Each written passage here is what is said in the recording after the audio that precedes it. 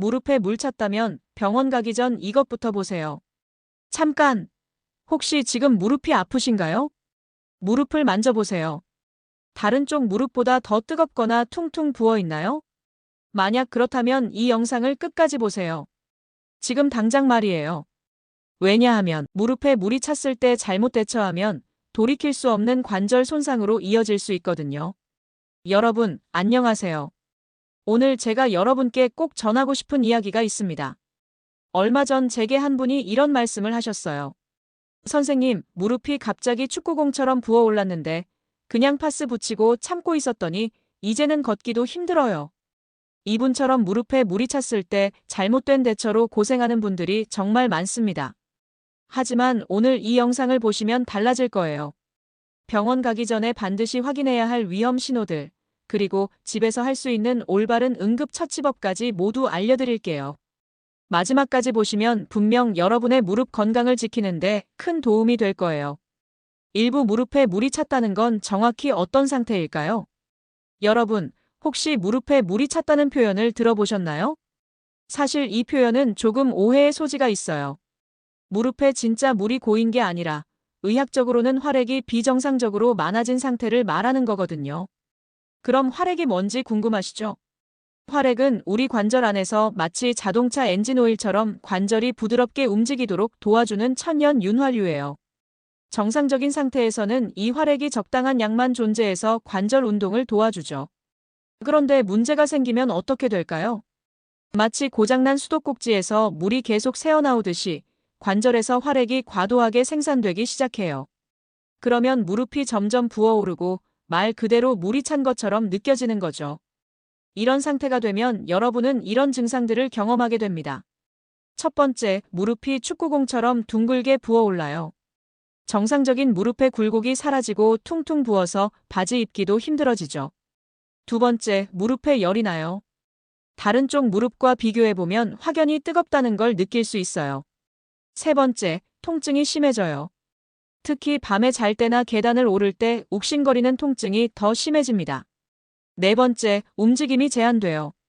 무릎을 완전히 구부리거나 펴는 것이 어려워져요. 다섯 번째, 무릎에서 물컹한 느낌이 들어요. 무릎을 살짝 누르면 마치 물풍선을 누르는 것 같은 느낌이 들죠. 제가 환자분들을 상담할 때 자주 듣는 이야기가 있어요. 아침에 일어나서 화장실에 가려고 하는데 무릎이 뻣뻣해서 첫 몇 걸음이 너무 힘들어요. 계단을 내려갈 때 무릎에 체중이 실리면 찌릿찌릿하고 불안해요. 의자에 앉았다가 일어날 때 무릎에서 뚝뚝 소리가 나면서 아파요. 이런 경험이 있으시다면 단순히 나이 때문이라고 넘어가시면 안 돼요. 왜냐하면 무릎에 물이 차는 증상은 단순한 노화 현상이 아니라 관절 내부에 염증이 생겼다는 신호이기 때문이에요. 여기서 중요한 건 이 염증이 계속 방치되면 관절 연골이 더 빠르게 손상된다는 거예요. 마치 녹슨 기계를 계속 사용하면 더 빨리 망가지는 것과 같은 원리죠. 그럼 이제 왜 이런 증상이 생기는지 원인을 알아볼까요? 2부 무릎에 물이 차는 원인들 마이너스 당신의 경우는 여러분, 무릎에 물이 차는 원인은 생각보다 다양해요. 하지만 가장 흔한 원인 4가지만 제대로 알아도 90% 이상의 경우를 설명할 수 있어요. 첫 번째 원인 퇴행성 관절염 골관절염. 이게 바로 60세 이상에서 가장 흔한 원인이에요. 우리 관절 연골은 나이가 들면서 자연스럽게 닳아가게 돼요. 마치 자동차 타이어가 오래 사용하면 닳아가는 것처럼요. 그런데 여기서 중요한 건 연골이 닳는 속도가 사람마다 다르다는 거예요. 어떤 분은 70세가 되어도 무릎이 멀쩡하고 어떤 분은 50대부터 무릎이 아파요. 왜 그럴까요? 생활 습관이 연골 마모 속도를 결정하거든요. 예를 들어 오랫동안 쪼그려 앉는 일을 하셨던 분들, 무릎을 많이 꿇고 일하셨던 분들은 연골 마모가 빠르게 진행돼요. 또한 체중이 많이 나가시는 분들도 무릎 관절에 부담이 더 크죠. 체중이 5kg 증가하면 무릎에 가해지는 압력은 15kg 증가한다고 해요. 연골이 닳으면서 관절 사이에 마찰이 생기고 이 마찰이 염증을 일으켜서 활액이 과도하게 생산되는 거예요. 두 번째 원인 류마티스 관절염. 이건 자가 면역 질환이에요. 우리 몸의 면역 체계가 실수로 자신의 관절을 공격하는 거죠. 마치 아군을 적으로 착각해서 공격하는 것과 같아요. 류마티스 관절염의 특징은 양쪽 무릎이 동시에 아픈 경우가 많다는 거예요. 또한 아침에 일어났을 때 관절이 뻣뻣한 증상이 1시간 이상 지속되고 무릎뿐만 아니라 손목, 손가락 관절도 함께 아픈 경우가 많아요. 세 번째 원인 외상성 손상. 갑자기 넘어지거나 부딪히면서 무릎에 충격이 가해졌을 때 생기는 경우예요. 특히 계단에서 삐끗하거나 운동 중에 무릎을 다쳤을 때 많이 나타나요. 이런 경우에는 연골이나 인대, 반월상 연골판이 손상되면서 관절 내부에 염증이 생기고 그 결과로 활액이 과도하게 생산되는 거죠. 네 번째 원인 활액막염. 관절을 둘러싸고 있는 활액막에 염증이 생기는 거예요. 이건 주로 과사용으로 인해 생겨요. 갑자기 무리한 운동을 하거나 평소보다 많이 걸었을 때 또는 무릎에 반복적인 자극이 가해졌을 때 발생하죠. 그럼 이제 여러분이 궁금해하시는 부분을 말씀드릴게요. 선생님, 그럼 제 무릎은 어떤 원인일까요? 이걸 구분하는 방법이 있어요. 퇴행성 관절염인 경우에는 보통 한쪽 무릎부터 시작해서 서서히 진행돼요. 아침에 일어났을 때 뻣뻣한 증상이 30분 이내에 사라지는 경우가 많고요. 류마티스 관절염인 경우에는 양쪽 무릎이 동시에 아프고 아침 뻣뻣함이 1시간 이상 지속돼요. 또한 전신 피로감이나 미열 같은 전신 증상도 동반되는 경우가 많아요. 외상성 손상인 경우에는 분명한 외상 병력이 있고 갑작스럽게 증상이 시작돼요. 활액막염인 경우에는 과사용 후에 증상이 나타나고 휴식을 취하면 어느 정도 호전되는 경우가 많아요. 하지만 여기서 중요한 건 정확한 진단은 반드시 병원에서 받아야 한다는 거예요. 지금까지 말씀드린 건 여러분이 대략적으로 어떤 상태인지 파악하는 데 도움이 되는 정보일 뿐이에요. 그럼 이제 병원에서는 어떤 검사를 하는지 알아볼까요? 3부 병원에서 하는 검사들. 미리 알고 가면 두렵지 않아요. 여러분, 무릎이 아파서 병원에 가면 어떤 검사를 받게 될까요? 미리 알고 가면 훨씬 덜 긴장하고 검사받을 수 있어요. 첫 번째 단계 문진과 이학적 검사. 의사 선생님이 가장 먼저 하는 건 여러분의 이야기를 듣는 거예요. 언제부터 아팠는지, 어떨 때 더 아픈지, 다른 증상은 없는지 등등을 자세히 물어보죠. 여기서 팁을 하나 드릴게요. 병원에 가기 전에 미리 준비해 가시면 좋은 것들이 있어요.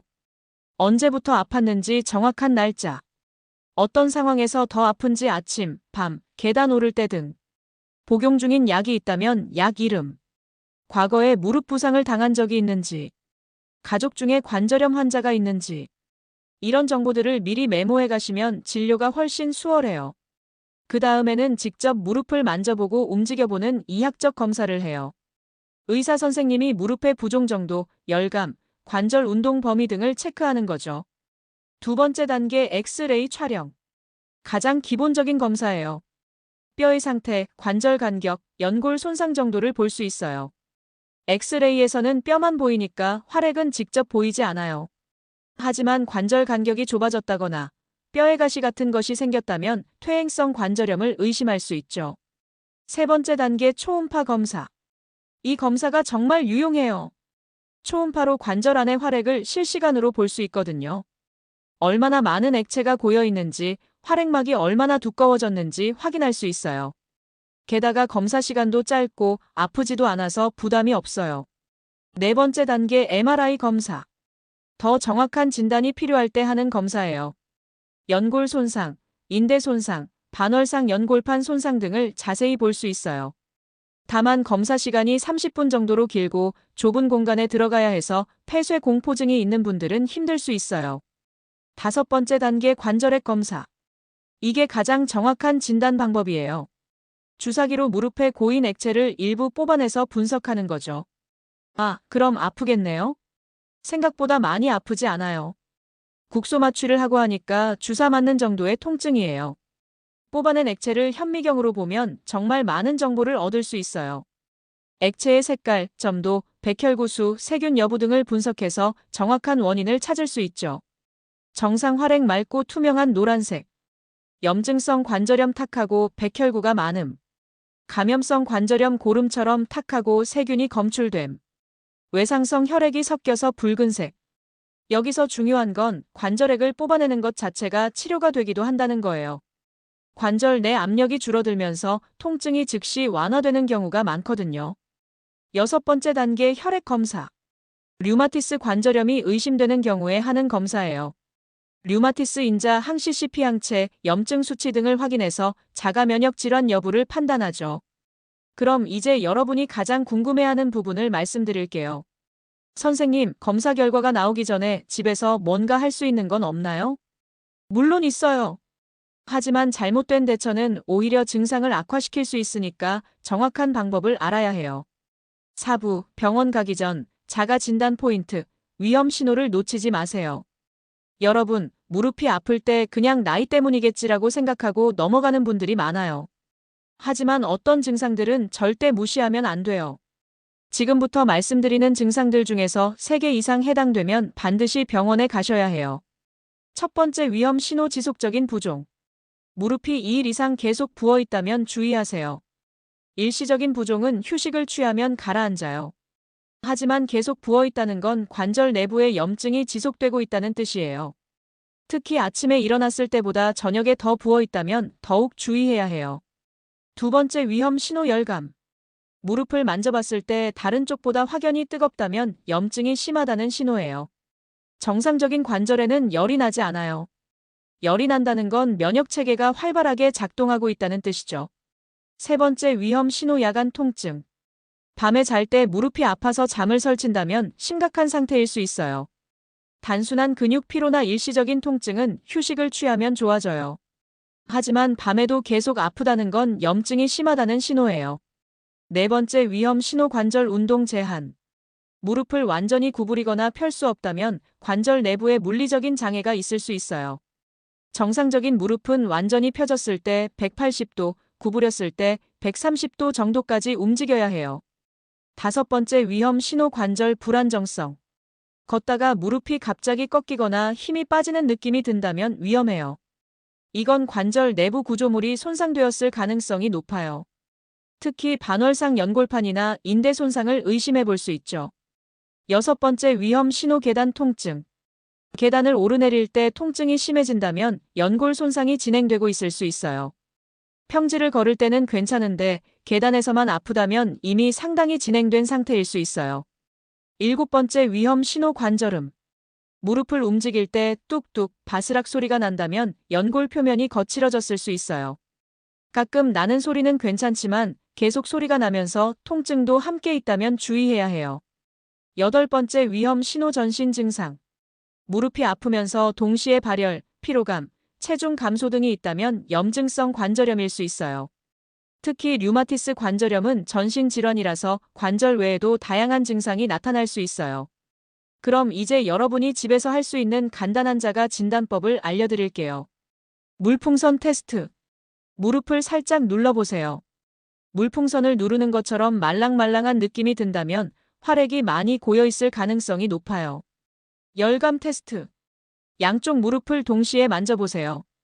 한쪽이 확연히 뜨겁다면 염증이 있을 수 있어요. 관절 운동 테스트. 의자에 앉아서 무릎을 최대한 구부려 보세요. 그 다음에 다리를 쭉 펴보세요. 양쪽 무릎의 움직임에 차이가 있다면 문제가 있을 수 있어요. 중요한 건 이런 자가 진단은 어디까지나 참고용이라는 거예요. 정확한 진단은 반드시 병원에서 받으셔야 해요. 그럼 이제 병원에 가기 전에 집에서 할 수 있는 올바른 응급처치법을 알려드릴게요. 5부, 응급처치와 생활관리법. 이것만 알아도 통증이 줄어들어요. 여러분, 무릎이 아플 때 가장 먼저 해야 할 일은 뭘까요? 많은 분들이 온찜질을 하시는데 이게 가장 큰 실수예요. 급성 염증이 있을 때 온찜질을 하면 혈관이 확장되어서 염증이 더 심해질 수 있어요. 올바른 응급처치법. 첫 번째, 냉찜질이 정답이에요. 얼음을 수건에 싸서 하루 2에서 3번, 한 번에 10에서 15분 정도 해주세요. 주의할 점은 얼음을 직접 피부에 대지 말고 반드시 수건이나 얇은 천에 싸서 사용하세요. 직접 접촉하면 동상에 걸릴 수 있어요. 두 번째, 다리를 높게 올리고 휴식하세요. 누워서 다리를 심장보다 높게 올려놓으면 부종이 가라앉는데 도움이 돼요. 베개를 무릎 아래에 받쳐놓으면 편해요. 세 번째, 무릎에 부담을 주는 활동은 피하세요. 계단 오르내리기, 쪼그려 앉기, 무릎 꿇기 등은 당분간 피하는 게 좋아요. 네 번째, 적절한 압박을 해주세요. 무릎 보호대나 탄력 붕대를 사용해서 적당히 압박해주면 부종을 줄이는 데 도움이 돼요. 하지만 너무 꽉 조이면 혈액순환에 방해가 되니까 주의하세요. 생활습관 개선법. 첫 번째, 앉는 자세를 바꾸세요. 다리를 꼬고 앉는 습관은 무릎 관절에 비정상적인 압력을 가해요. 의자에 앉을 때는 발을 바닥에 평평하게 놓고 무릎과 엉덩이가 90도 각도를 이루도록 하세요. 두 번째, 계단 이용법을 바꾸세요. 계단을 오를 때는 천천히 한 계단씩 올라가세요. 내려갈 때는 반드시 난간을 잡고 내려가세요. 내려갈 때가 무릎에 더 큰 부담을 주거든요. 세 번째, 잠자는 자세를 개선하세요. 옆으로 누워서 잘 때는 무릎 사이에 베개를 끼우세요. 바로 누워서 잘 때는 무릎 아래에 베개를 받쳐주면 무릎 관절의 부담을 줄일 수 있어요. 네 번째, 신발을 바꾸세요. 굽이 높은 신발은 무릎에 부담을 줘요. 편안한 운동화나 쿠션이 좋은 신발을 신으세요. 다섯 번째, 체중 관리를 하세요. 체중이 1kg 증가하면 무릎에 가해지는 부담은 3에서 4kg 증가해요. 체중 감량이 무릎 건강에 가장 효과적인 방법 중 하나예요. 언제 온찜질을 해야 할까요? 급성 염증이 가라앉은 후에는 온찜질이 도움이 돼요. 보통 부종과 열감이 가라앉은 후 3에서 4일 정도 지나면 온찜질을 시작할 수 있어요. 온찜질은 혈액순환을 개선하고 근육을 이완시켜서 만성적인 뻣뻣함을 완화하는 데 도움이 돼요. 하지만 여전히 열이 나고 부어있다면 절대 온찜질을 하면 안 돼요. 통증 완화를 위한 추가 팁들. 첫 번째, 마사지는 조심스럽게 하세요. 무릎 주변 근육을 부드럽게 마사지하는 건 도움이 되지만 부은 관절을 직접 세게 누르면 안 돼요. 허벅지와 종아리 근육을 부드럽게 마사지해주는 정도면 충분해요. 두 번째, 무릎 보호대 사용법을 알아두세요. 무릎 보호대는 24시간 착용하는 게 아니에요. 활동할 때만 착용하고 휴식할 때는 벗어주세요. 너무 오래 착용하면 오히려 근육이 약해질 수 있어요. 세 번째, 물을 충분히 마시세요. 관절 연골의 80%는 물이에요. 충분한 수분 섭취는 연골 건강에 필수적이에요. 하루 8잔 정도의 물을 마시는 게 좋아요. 그럼 이제 무릎 건강에 가장 중요한 운동에 대해 말씀드릴게요. 6부, 무릎을 살리는 운동법. 집에서도 할 수 있어요. 여러분, 무릎이 아플 때 운동을 해야 할까요? 쉬어야 할까요? 정답은 올바른 운동을 해야 한다는 거예요. 잘못된 운동은 독이 되지만 올바른 운동은 최고의 약이 돼요. 운동 시작 전 주의사항. 첫 번째, 통증이 심할 때는 절대 운동하지 마세요. 염증이 심한 급성기에는 충분한 휴식이 필요해요. 부종과 열감이 가라앉은 후에 운동을 시작하세요. 두 번째, 운동 중에 통증이 생기면 즉시 중단하세요. 운동 후에 약간의 근육 피로는 정상이지만 관절 통증이 생기면 안 돼요. 세 번째, 점진적으로 강도를 높이세요. 처음부터 무리하지 말고 서서히 운동량을 늘려나가세요. 1단계 관절 가동 범위 운동. 무릎 구부렸다 펴기 운동.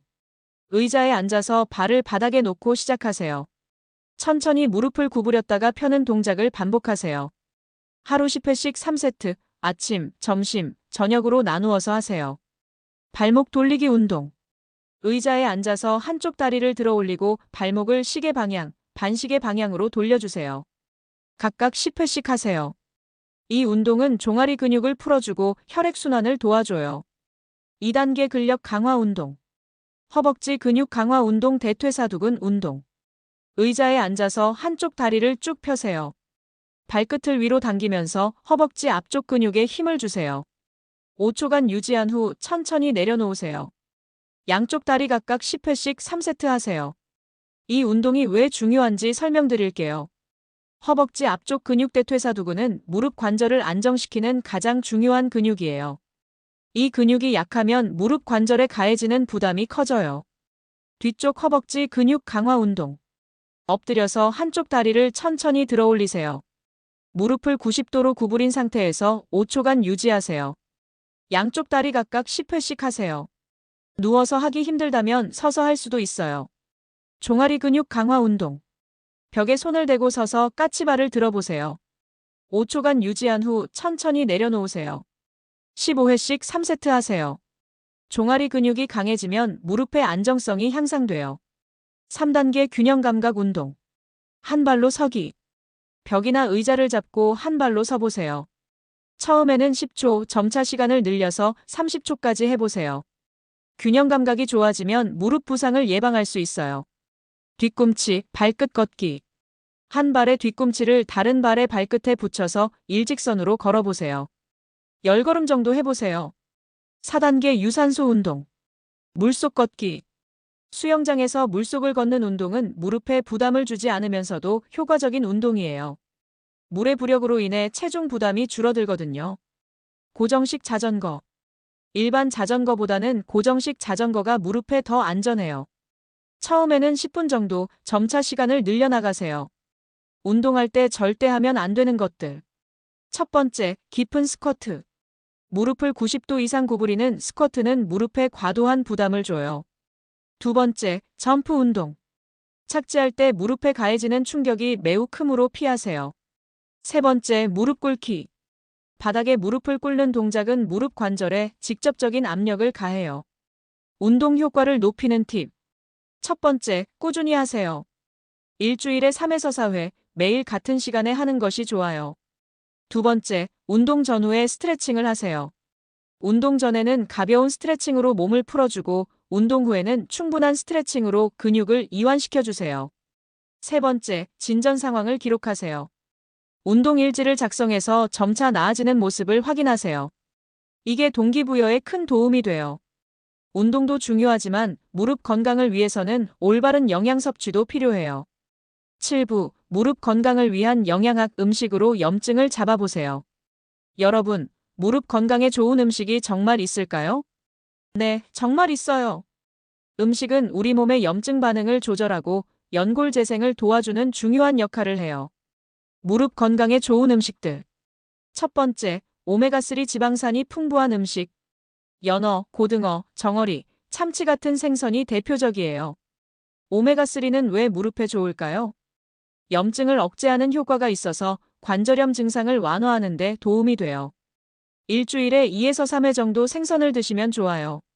생선을 잘 못 드시는 분들은 오메가3 보충제를 드셔도 돼요.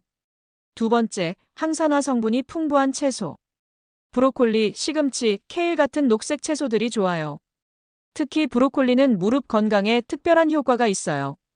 브로콜리에는 설포라판이라는 성분이 들어있는데 이게 연골 파괴를 억제하는 효과가 있다고 연구 결과가 나왔어요. 토마토, 당근, 파프리카 같은 색깔 있는 채소들도 항산화 효과가 뛰어나요. 세 번째, 비타민C가 풍부한 과일. 오렌지, 키위, 딸기, 파인애플 등이 좋아요. 비타민C는 콜라겐 합성에 필수적인 영양소예요. 연골의 주성분이 콜라겐이니까 비타민C가 부족하면 연골 건강에 문제가 생길 수 있어요. 네 번째, 좋은 지방 공급원.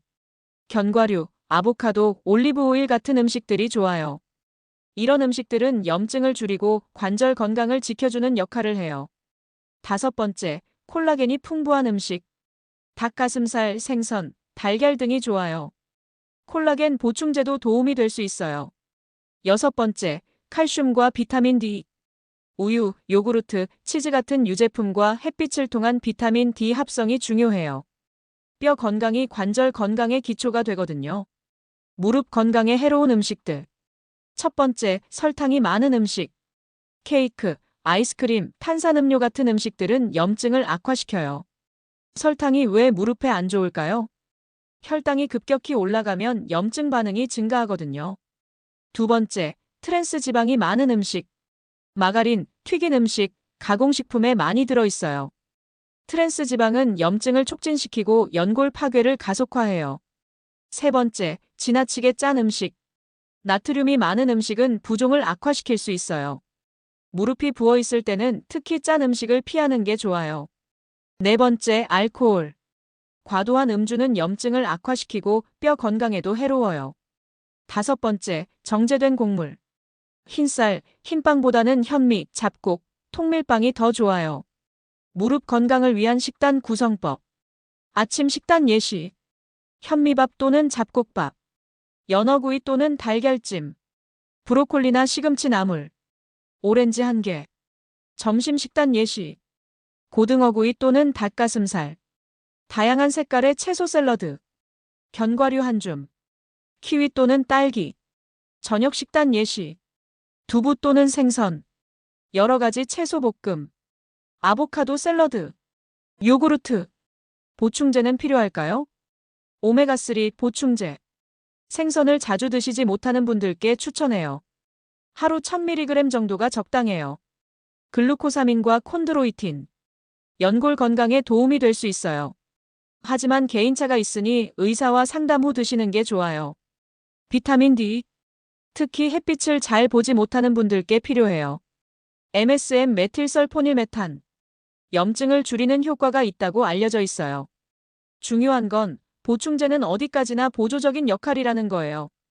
기본적으로는 균형 잡힌 식단을 통해 필요한 영양소를 섭취하는 게 가장 좋아요. 그럼 이제 모든 내용을 종합해서 무릎 건강을 지키는 전체적인 전략을 말씀드릴게요. 8부 무릎 건강 종합관리법. 이제 평생 건강한 무릎을 만들어 보세요.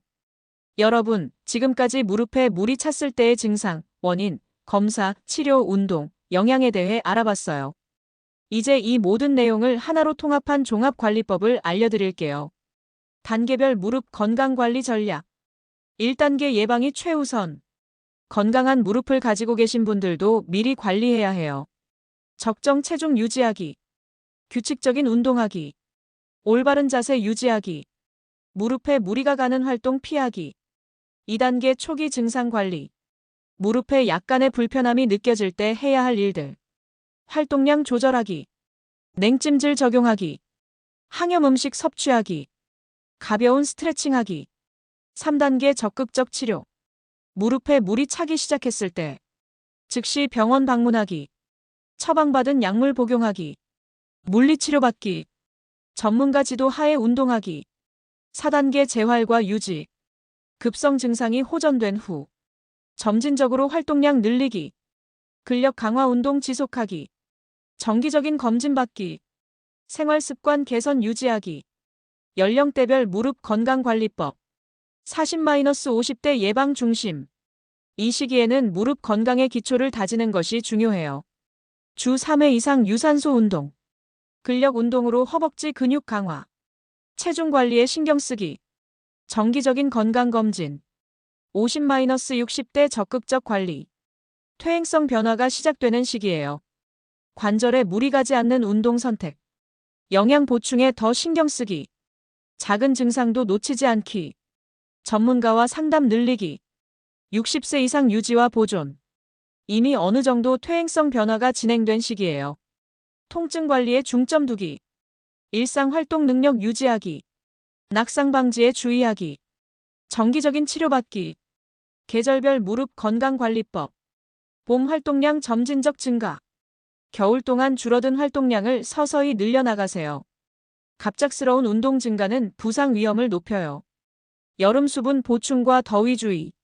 충분한 수분 섭취로 관절 건강을 지키세요.